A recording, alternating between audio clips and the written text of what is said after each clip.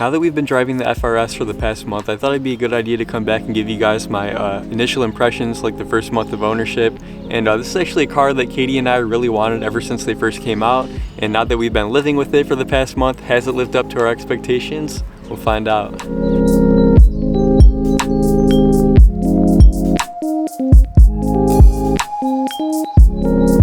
Aesthetically, I just adore this car. I think that the size and proportions are just right, and personally I just kind of prefer the front of the FR-S just a little bit more than the BRZ, but that's just me. The only thing that I really don't like on the exterior are the clear chrome taillights. To me, that's just kind of synonymous with like the cheap aftermarket lights. It kind of reminds me of the original Fast and the Furious a little bit, but luckily those lights are pretty easy to swap out, and we're planning on doing that eventually. Everything about this interior is really straightforward. There's no frills, and besides our optional touchscreen, there's really nothing in here to be distracted with. It just says drive the damn thing, and that's really what you're supposed to do with this car. In a weird way, I really like the simplicity of it, and sure, it's all plastic, but it's at least molded in a way where it still looks attractive. It kind of flows with the rest of the lines of the exterior of the car, so as long as you don't actually touch it, you're good. The seats have excellent bolstering, and they're tolerable for daily driving, but for longer trips, 5 hours or more, they get uncomfortable, maybe even borderline painful, as we found out on that last road trip that we went on.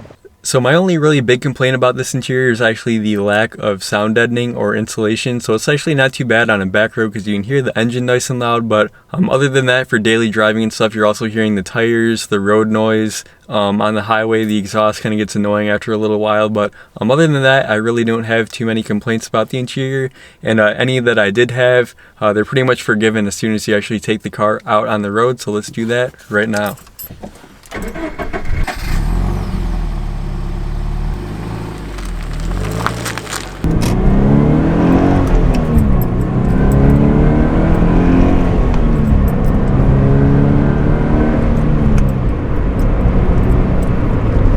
So this car only weighs about 2,700 pounds, and I checked, I think it's actually 850 pounds lighter than my E90 3 Series, and that's actually a huge weight difference. So I can tell you, having driven both of these cars interchangeably for the past month, it's a huge difference that you actually feel when you're driving it.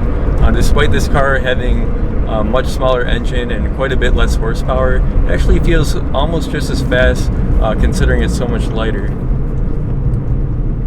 That combined with the extremely low center of gravity on this car just makes for an overall pleasant driving experience.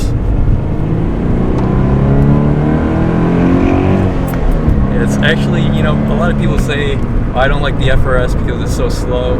Honestly, maybe it's just because I've never owned a fast car before. It just doesn't feel that slow to me. I drove my friend's E92 M3. Obviously, the car's in a completely different class. It's much faster than this, but I wouldn't say that this car is slow. It's definitely quick, but also at the same time, it's not the fastest car in the world. I actually prefer the shifter in this car over my E90 3 Series. I think that the shifts are significantly shorter, but you also feel it kind of clicks a little bit when it goes into gear.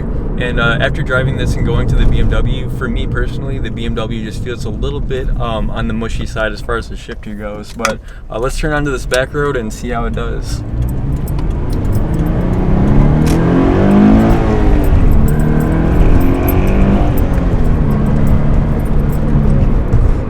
So much fun.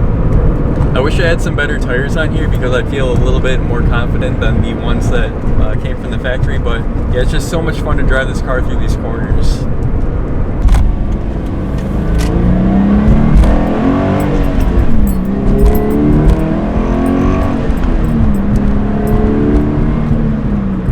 So far, Katie and I just absolutely love the FR-S. Now, as far as buying one of these cars brand new for like $26,000, I'm not sure that it's worth that, especially considering the interior and some of the other things. They just kind of feel a little bit low quality for that price point. But now that you can pick one of these up used for $15,000, maybe even less than that, low mileage, like ours still has the original factory warranty through Toyota, which is awesome. So considering that, I think that these cars are just an absolute bargain in the used market right now. So we really love ours. I'll keep you guys updated if my feelings change on it over time, but so far we feel like it was a really good purchase. So thanks for watching, guys. Give me a thumbs up if you enjoyed the video, and I'll see you guys in the next one.